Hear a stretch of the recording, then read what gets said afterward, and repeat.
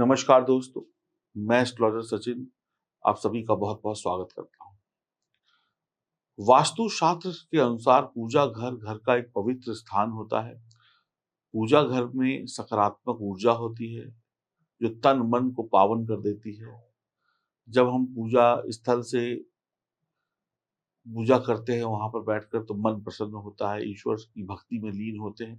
लेकिन अगर पूजा स्थल में ही कुछ गलतियाँ हों, तो हमारी पूजा किसी काम नहीं आती है और हम लंबे समय से ये गलती कर रहे होते हैं।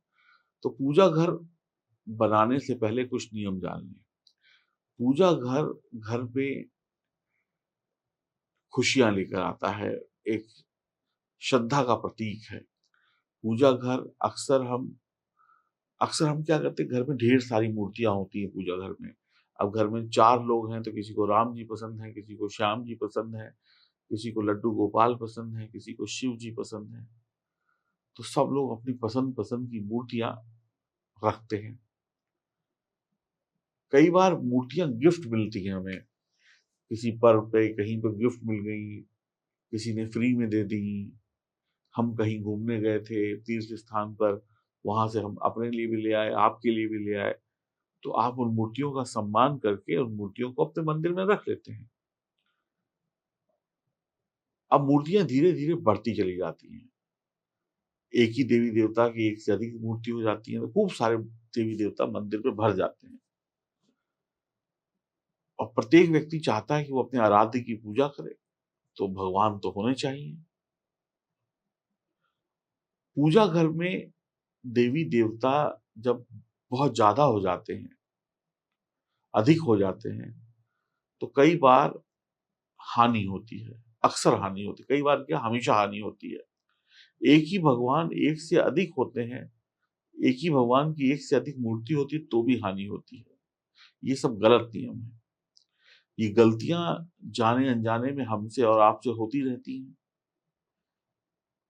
यदि कोई मूर्ति एक ही देवी-देवता की एक से ज़्यादा है, बहुत सारी मूर्तियाँ हैं, तो ये पूजा खंडित हो जाती है, पूजा के जो रिजल्ट्स हैं वो नहीं मिलते हैं। मंदिर को साफ नियम पूर्वक करें। मंदिर में जो भी एक नियम बना लें कि इस समय मंदिर को साफ करना है, कपड़ा बदलना है। मंदिर में पुराने जो फूल वगैरह हैं, जो चढ़े हुए हैं, सबको हटा दें। पहले तो इस बात का ध्यान रखिए। मंदिर में गंदगी, धूल मिट्टी, पुराने फूल, पुराने पूजा हुई, पुराने चावल, चीज़ें वगैरह पड़ी हुई हैं, ये सब हटा दें। बिना नहाए मंदिर को हाथ ना लगाएँ। महिलाएँ जब मासिक धर्म में हो तो मंदिर को हाथ ना लगाएँ, इस बात का भी ध्यान रखें। पूजा घर का दरवाज़ा दक्षिण दिशा की तरफ ना खुले, यह यम की दिशा होती है, इसलिए यहाँ पर तकलीफ होगी। भगवान का मुख दक्षिण में ना हो, धूप, दीप जो भी आप दिखा रहे हैं, वो इस दिशा की तरफ में ना हो। देवी-देवता एक-दूसरे के तरफ ऐसे एक देवी रखे हों, तो एक देवी एक-दूसरे को ना देख रहे हों, इस बात का भी ध्यान रखें। खड़े भगवान की मूर्ति नहीं होनी चाहिए, बैठे हुए भगवान की मूर्ति होनी चाहिए। गणपति भगवान ढोलक बजाते हुए, तांडव करते हुए, नाचते हुए, ऐसी कोई मूर्ति मंदिर में नहीं होनी चाहिए। शिव जी का तांडव स्वरूप नहीं होना चाहिए, नटराज नहीं होना चाहिए। हनुमान जी और काली माँ की मूर्ति जो रौद्र रूप वाली होती है, वो सब नहीं होनी चाहिए। खंडित मूर्ति नहीं होनी चाहिए।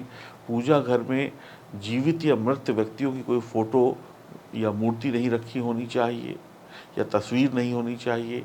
साधु संतों की भी कोई मूर्ति नहीं होनी चाहिए या फ़ोटो नहीं होनी चाहिए भगवान के मंदिर में। मूर्ति की ऊंचाई 4 इंच से लंबी नहीं होनी चाहिए। ये जो आपका हाथ का अंगूठा है, इससे बड़ी मूर्ति की पूजा अगर आप घर में करते हैं तो वो आपके लिए फलित नहीं होगी पूजा। वो इससे बड़ी मूर्ति प्राण प्रतिष्ठा के लिए होती है। शिवलिंग 2 इंच से छोटा होना चाहिए, इससे बड़ा शिवलिंग आपको नुकसान देगा। एक ही भगवान की 2 मूर्ति नहीं होनी चाहिए, 2-4 शिवलिंग नहीं होने चाहिए। हनुमान जी की बहुत ज़्यादा मूर्ति नहीं होनी चाहिए। अगर है हनुमान जी की मूर्ति तो हनुमान जी उड़ते हुए या खड़े हुए ना हो, वो बैठे हुए हनुमान जी हो राम जी के चरणों में। मूर्तियों के बीच में उचित दूरी होनी चाहिए।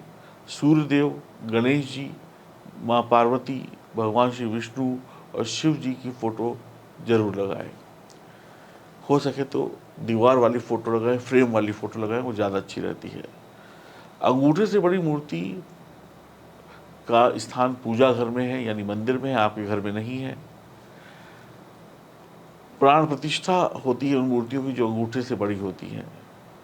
ये नियम आपको मानना होगा। कई मूर्तियाँ खोखली होती है अंदर से, जैसे प्लास्टर ऑफ पेरिस की मूर्ति नहीं होनी चाहिए, वो मूर्ति अंदर से खोखली होती है। ऐसी मूर्तियाँ भी आपके किसी काम की नहीं है, चाहे वो सोने की हो, चाहे चांदी की हो, चाहे पीओपी की हो। मूर्ति पत्थर की हो, लकड़ी की हो, पीतल की हो, सोने की हो, चांदी की हो, लेकिन ठोस होनी चाहिए। उसके बीच में हवा नहीं होनी चाहिए, होल नहीं होना चाहिए। कटे फटे फोटो या टूटे फूटे फ्रेम वाली फ़ोटो नहीं होनी चाहिए। उग्र भगवान की फ़ोटो नहीं होनी चाहिए। मूर्ति हमेशा मुस्कुराती हुई होनी चाहिए। लकड़ी, सोने, चांदी, पत्थर, पीतल की मूर्ति आप ले सकते हैं। गणेश जी की बिना धड़ वाली मूर्ति, कई बार होता है सिर्फ गणेश जी का मुंह होता है, कई मूर्तियों में शो पीस भी होते हैं, वो ले लेते हैं। ऐसी मूर्तियाँ नहीं लें। पीओपी की मूर्ति ना लें, प्लास्टिक की मूर्ति ना लें।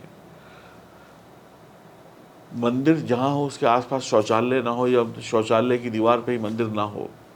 सामान मंदिर का सुनियोजित तरीके से होना चाहिए, कोई भी बिखरा हुआ नहीं होना चाहिए। मंदिर में सभी तरीके सही तरीके से हो। आप माचिस की तीली से जो भी धूप बत्ती, अगरबत्ती या दिया जलाते हैं, उसको जलाने के बाद उस जली हुई माचिस की तीली को डस्टबिन में फेंकें, वहीं पे ना रख दें। जली हुई तीलियाँ मंदिर में नहीं रखी होनी चाहिए। लाइटर या लाइटर, कोई किसी भी प्रकार का लाइटर से मंदिर की जोत वगैरह नहीं जलानी चाहिए। ये सब आपको अशुभ परिणाम देता है, आपकी पूजा सफल नहीं होती है। तो आप लोग इस बात का बहुत ध्यान रखिएगा, नहीं तो करके भी कुछ हासिल नहीं होगा। उम्मीद करता हूँ आपको वीडियो समझ में आया होगा। आप लोग फेसबुक और इंस्टाग्राम पर हमें फॉलो करेंगे। आपकी बहुत बहुत धन्यवाद, आपने जो इतना वक्त दिया। और आप लोग इन नियमों का पालन करें, इस वीडियो को शेयर करें, और जो नहीं जानता है उसको भी बताएं, ताकि उससे कोई गलती ना होने पाए। नमस्कार।